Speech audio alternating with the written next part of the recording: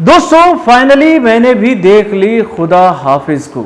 और भाई बहुत ही टूटे दिल से मैं इस फिल्म का रिव्यू आप लोगों के सामने करने जा रहा हूं। यानी कि भैया मैं ये बात पहले ही आप लोगों को क्लियर कर देना चाहता हूं कि भाई इस फिल्म को देखने के लिए दिल में काफी एक्साइटमेंट था। यानी कि भैया इस फिल्म को देखने के लिए काफी दिल बेचैन था।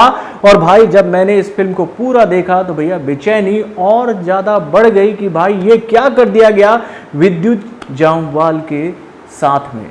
अब आप यही सोच रहे होंगे कि भैया मैं ऐसी बहकी बहकी बातें क्यों कह रहा हूं, मैंने रिव्यू चालू नहीं किया उससे पहले मैंने ये बातें क्यों कही कि बहुत ही टूटे दिल से इस फिल्म का रिव्यू करने जा रहा हूं। तो भाई इसके लिए एक सवाल मैं आप लोगों के सामने रखना चाहता हूं। दोस्तों मान लो कि आप एक डायरेक्टर हो, आप एक प्रोड्यूसर हो और आपको अपनी फिल्म बनाने के लिए विद्युत जामवाल जैसा बेहतरीन एक्शन हीरो मिल चुका है।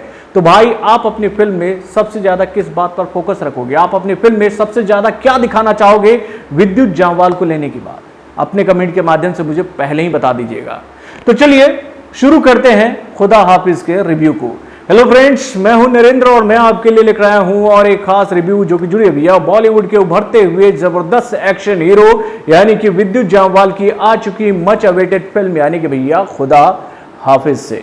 तो दोस्तों आपको तो पता ही है कि आज 14 अगस्त है और आज ही खुदा हाफिज को लॉन्च होना था ओटीटी प्लेटफॉर्म यानी कि भैया डिज्नी प्लस हॉटस्टार पर। तो भैया ये फिल्म अपने तयशुदा टाइम पर डिज्नी प्लस हॉटस्टार पर रिलीज कर दी गई है और अभी थोड़ी देर पहले ही मैंने इस फिल्म को पूरी तरीके से समाप्त किया है। आप मेरे शब्दों पर ध्यान दीजिएगा कि भैया मैंने इस फिल्म को समाप्त किया है। यानी कि भैया अगर मैं आम जनता की तरह इस फिल्म को देख रहा होता तो शायद बहुत लोगों की तरह मैं इस फिल्म को बीच में ही छोड़ देता।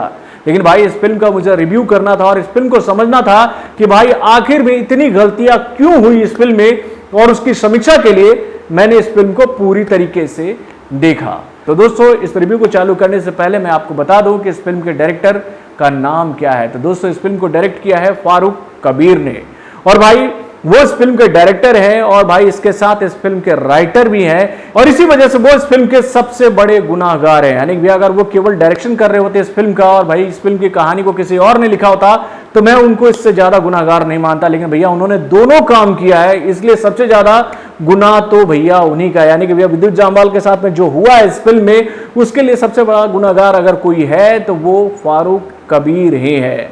तो दोस्तों ऐसा मैं क्यों कह रहा हूं चलिए वो आगे आपको बता दूंगा, लेकिन उससे पहले आपको मैं बता दूं कि भैया इस फिल्म में नजर आने वाले कलाकार कौन कौन से हैं। तो दोस्तों इस फिल्म में विद्युत जामवाल जो कि समीर चौधरी के किरदार में नजर आ रहे हैं। उसके बाद इस फिल्म में शिवालिका अरोड़ा जो कि भैया इस फिल्म में विद्युत जामवाल की पत्नी यानी कि नरगिस का किरदार निभा रही है। और उसके बाद इस फिल्म में है भैया अनु कपूर, नवाब शाह, आहाना कुमरा और शिव पंडित। तो दोस्तों ये तो बात हो गई भैया इस फिल्म की स्टार कास्ट की। अब चलिए हम लोग आते हैं इस फिल्म की कहानी पर। तो दोस्तों फिल्म की कहानी बहुत ही सिंपल है। यानी कि भैया अगर आपने इस फिल्म के ट्रेलर को देख लिया होगा तो पूरी कहानी आपको समझ में आ गई होगी कि भाई इस फिल्म में होने क्या वाला है। यानी कि भैया फिल्म का ताना बाना तो बूंदा गया था भैया रिसेशन से, यानी कि भैया जो मंदी आया था 2008 में उससे बांधने की कोशिश की गई थी। भैया जब पूरे विश्व में मंदी आई थी तो भैया लोगों की जॉब कैसे छूटी थी और लोग काम धंधा पाने के लिए कहां कहां जा रहे थे। यानी कि भैया उस वक्त हालत ऐसी हो गई थी कि लोग किसी भी तरीके से अपने परिवार को चलाने के लिए भाई कोई भी काम करने के लिए तैयार थे। यानी कि भैया ये सिचुएशन क्रिएट करने की कोशिश की गई इस फिल्म में कि भैया जब समीर चौधरी और नरगिस की नौकरी छूट जाती है, यानी कि भैया विद्युत जामवाल और शिवालिका अरोड़ा का जब नौकरी छूट जाता है तो भैया वो नौकरी पाने के लिए विदेशों में अप्लाई करते हैं। और भाई ये दोनों एक साथ अप्लाई करते हैं, लेकिन भैया पहले फॉर्म जो सिलेक्ट होता है तो वो होता है भाई नरगिस का। यानी कि नरगिस को जाना पड़ता है जॉब के लिए नोमान और वो समीर चौधरी को ये बोलते हुए जाती है कि भाई एक हफ्ते की तो बात है, एक हफ्ते बाद आप आ जाइएगा। और उसके बाद फिर वही होता है जो कि भैया ट्रेलर में आपको दिखा कि भाई वहां वो जाती है और उसके बाद वो गायब हो जाती हैं। जैसा कि डिज्नी प्लस हॉटस्टार में लिखा हुआ डिस्क्रिप्शन में एक लाइन नीचे में भैया कि बहुत ही रहस्यमयी तरीके से वो वहां पर गायब हो जाती हैं। लेकिन भाई वो रहस्य ज्यादा देर तक छुपा नहीं रहता है। यानी कि भैया वो ट्रेलर में ही क्लियर हो जाता है कि भैया ये रहस्य क्या है। यानी कि भैया इस फिल्म की कहानी की अगर हम बात करें तो ये बात तो क्लियर हो चुकी थी कि नरगिस का किडनैपिंग हो जाएगा और विद्युत जामवाल जाकर वो अपनी पत्नी को वहां से छुड़ा कर लाएंगे। ये बात सबको समझ में आ गई थी ट्रेलर में, लेकिन वो छुड़ाएंगे कैसे, कितने सारे प्रॉब्लम्स उनको होंगे, वो अच्छे तरीके से इस फिल्म में दिखना चाहिए था। लेकिन क्या इस फिल्म में दिख रहा है ये आपको समझने के लिए फिल्म को देखना होगा। और उसके बाद अगर हम लोग बात करें भैया इस फिल्म के एक्टरों की, तो दोस्तों एक्टर सब बेहतरीन थे, ऐसा कोई भी एक्टर नहीं था जो कि काम अच्छा नहीं कर रहा था। इवन मैं बताऊं कि भैया अन्नू कपूर जैसे बेहतरीन एक्टर इस फिल्म में थे, उसके बाद में नवाब शाह जैसा बेहतरीन एक्टर था इस फिल्म में, लेकिन भैया उनका भी इस्तेमाल किस तरीके से इस फिल्म में किया गया वो आप जब फिल्म देखोगे तो आपको पता चलेगा।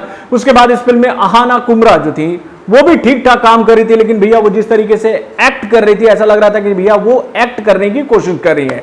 और उसके बाद शिव पंडित भाई वो जबरदस्ती के अरेबिक लैंग्वेज को ना अपने अंदर में उतारने के लिए बहुत ही अजीब तरीके से डायलॉग को बोलते नजर आए।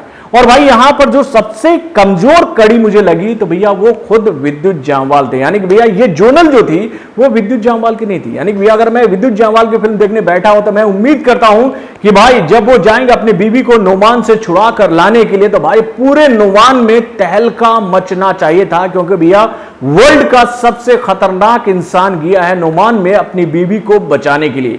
आपको तो पता ही है कि हाल फिलहाल में ही विद्युत जामवाल को लेकर यह खबर आई थी कि भैया वो वर्ल्ड के 10 खतरनाक लोगों में से एक हैं। और भाई उस खतरनाक इंसान की कहानी को जब अगर हम लोग सिनेमा घर में देख रहे होंगे तो भाई वो दिखना चाहिए था कि विद्युत जामवाल का किरदार कैसा हो। यानी कि भैया कहानी को ही गलत तरीके से लिखा गया। यहां पर सबसे बड़ी गलती यह है कि फारूक कबीर ने कहानी ही गलत चुन ली विद्युत जामवाल को लेकर। यानी कि भैया विद्युत जामवाल का कैरेक्टर जो है इतना सिंपल नहीं रखना चाहिए था, कुछ और उनके लिए सोचना चाहिए था कि भाई वो जाएंगे नुमान तो कैसे जाएंगे और उनका किरदार क्या होना चाहिए। यानी कि भैया उनको एक आम इंसान की तरह आप वहां पर भेजते हो और जो ऑडियंस को उम्मीदें थी कि भैया विद्युत जामवाल इस फिल्म में है तो भाई एक्शन जो होगा वो आउट ऑफ द बॉक्स होगा, लेकिन भाई कहीं नहीं था एक्शन। एक सीक्वेंस को अगर हम लोग छोड़ दें तो भाई क्लाइमेक्स तो इतना वाहियात था कि मैं क्या बोलूं। भाई मैं सीधी सी बात बोलूं कि भैया क्लाइमेक्स में विद्युत जामवाल जैसा मतलब एक फाइन एक्टर जो एक्शन के मामले भाई मास्टर है, उसको आप ट्रक से भगाओगे कि वो लोगों से बचने के लिए ट्रक से भाग रहा है।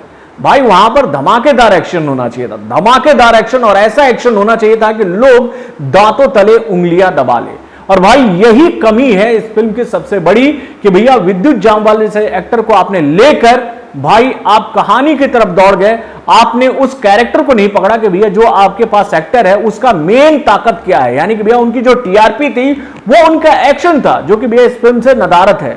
यानी कि भैया इस फिल्म में ऐसा कुछ भी नहीं देखने को मिला जिससे हम कह सके कि भैया ये विद्युत जामवाल की फिल्म है। यानी कि भैया बॉलीवुड के सबसे बेहतरीन सबसे मजे हुए एक्शन हीरो की फिल्म है, ऐसा कुछ भी इस फिल्म में नहीं था जो कि भैया मुझे चुभ गई।